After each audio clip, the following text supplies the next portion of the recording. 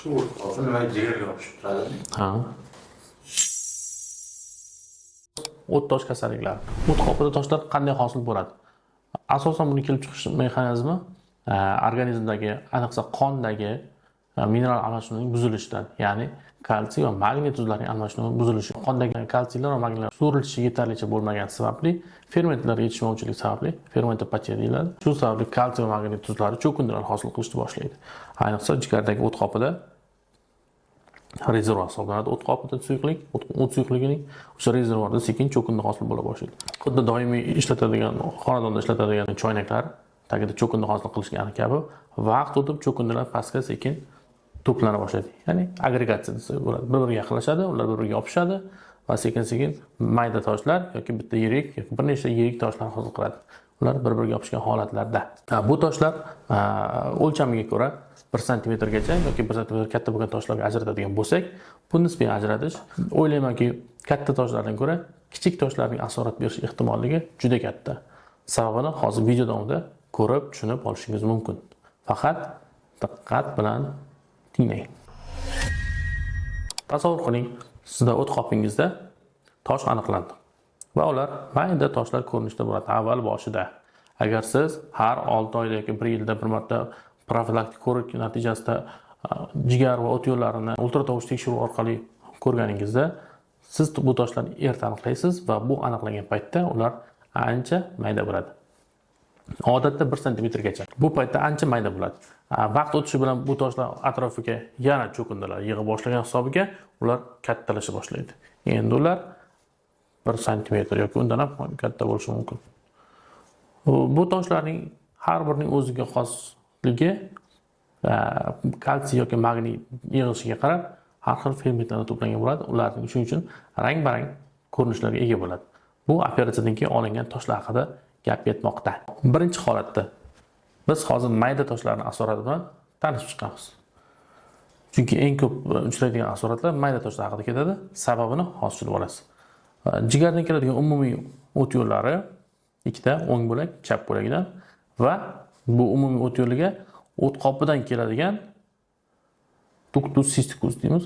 O't qopidan keladigan yo'l qo'shiladi va umumiy o't yo'lini hosil qilgan holatda oshqozon osti bezidan keladigan suyuqlik bilan kanallar birlashib ketadi va 12 barmoqli ichakka ular birgalikda quyiladi. Mana shu umumiy o't yo'lini kattaligi 1 santimetrgacha bo'lishi mumkin. Odatda 1 santimetrgacha kengayishi mumkin. Odatda 6 millimetrgacha bo'ladi, 4-6 millimetr atrofida kengligi, diametri.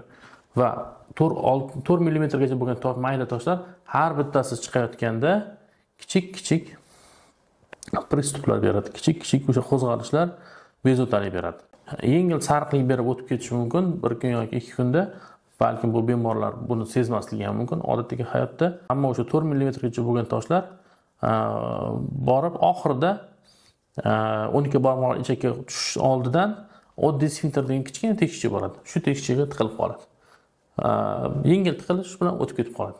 Mana shunda bir necha marta qayd qilish xususiyatlari bo'lishi mumkin, chunki sfinkter oddiga tiqilgan toshlar kuchli qayd qilish reaksiyalar beradi. Mana shu paytda bir necha marta qayd qilish mumkin, og'riqlar yengil boshlanib o'tib ketishi mumkin. Odatda spazmolitiklar, ya'ni baralgin yoki spazmolkon bilan foydalanganda o'tib ketishi mumkin. Endi 4 mm dan katta bo'lgan toshlar, 6 mm, 8 mm, 1 santimetr ham deylik. Bunda umumiy o't yo'liga o'tganda siqilishni boshlaydi. O't qopidan chiqqandan so'ng umumiy o't yo'lida siqilish boshlanadi. Masalan, blok shu yerda bo'lib qolsa, ya'ni umumiy o't yo'lidan tushgan zahoti siqilish bo'ladigan bo'lsa, bu yoqda jigardan kelayotgan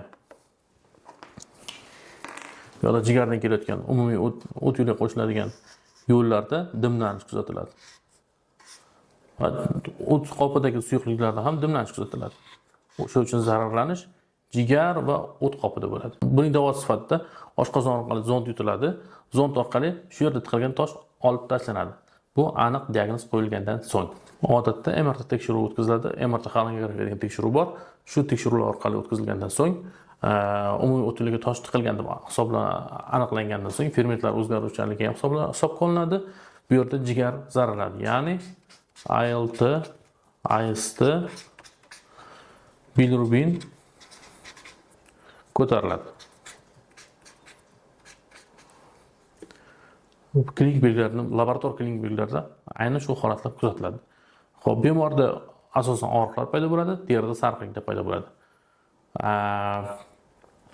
Agar endi toshlar bundan ham pastki qismlarga yetib keladigan bo'lsa, ya'ni sfinkterdan oldinroq endi zararlanish oshqozon osti bezi suyuqligiga ham ta'sir qiladi. Nima uchun? Chunki endi dimlanish faqat jigarda emas, bu yerda oshqozon osti bezi suyuqligiga ham ta'sir qila boshladi. Endi bu yerda diastaza fermenti baland bo'lib ketadi. Laborator tekshiruv paytida diagnoz qo'yish uchun bu ham muhim omil hisoblanadi. Va bunda surunkali, keyinchalik surunkali pankreatitlarga olib kelishi mumkin. Endi toshlar nisbatan kattaroq bo'lgan holatda nima bo'ladi? Nisbatan kattaroq bo'lgan holatlarda, 1 sm katta bo'lgan holatlarda umumiy o't yo'llariga o'tib ketish ehtimoli kam bo'ladi. Xo'p, ammo o't qopida surunkali yallig'lanishlar keltirib chiqara oladigan darajada kattalikda bo'ladi. Birinchi navbatda, agar o't qopidan chiqa olmaydigan darajada katta bo'lsa, u o't qopidagi bo'yincha qismida tiqilib qoladi va bu kuchli yallig'lanish chaqiradi. Asosan o't qopini devori qalinlashadi bu yerda, yallig'lanish hisobiga. Xo'p.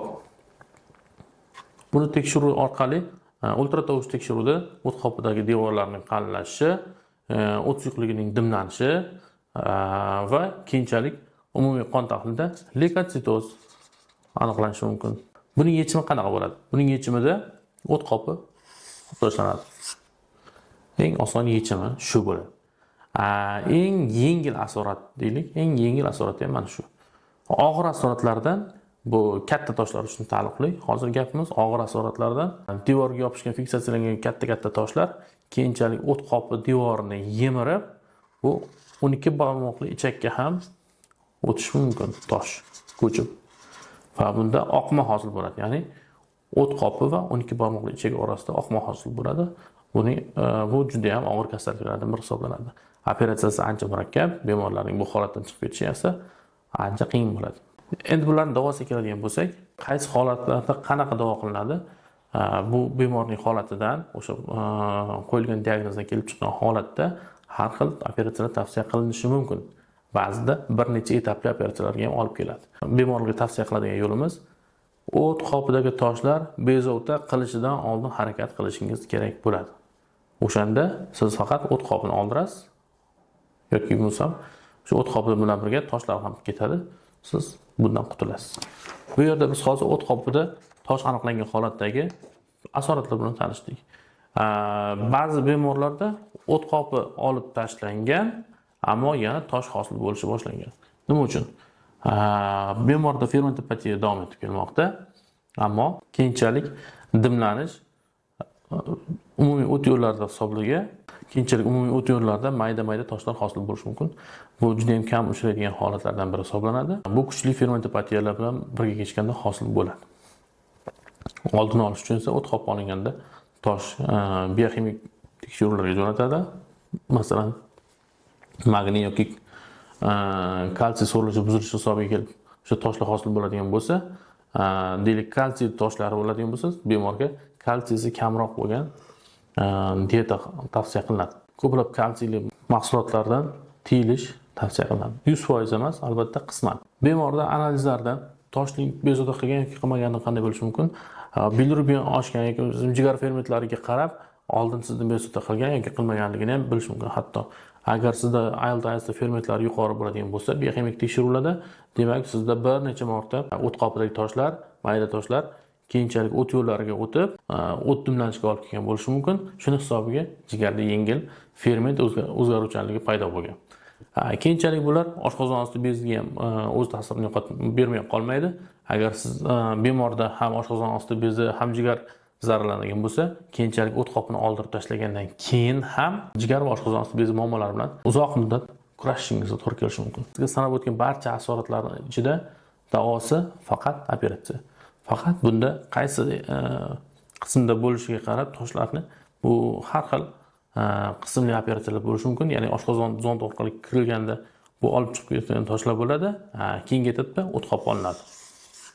Kasallikning har qanday asoratlangan holatida ham o't qopi olinish tavsiya qilinadi.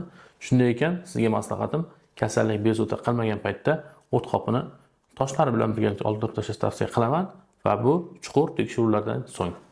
Ba'zi holatlar bor, operatsiya tavsiya qilinmaydigan holatlar ham bo'lib turadi. Buni avvalo siz davolovchi shifokoringiz bilan maslahatlashgan holatda amalga oshiring. Agar sizga qandaydir xirurgik yordam yoki maslahatimiz kerak bo'lsa, albatta sizda shaxsiy shifokoringiz mavjud va men Davlatxon Tolipov.